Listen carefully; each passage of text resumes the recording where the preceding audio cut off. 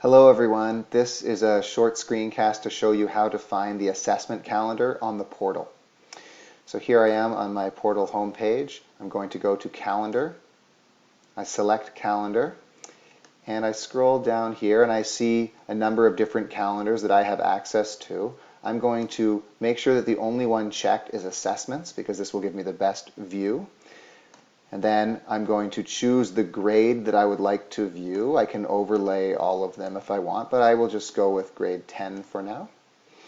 With grade 10 selected, I can see the assessments that have thus far been recorded.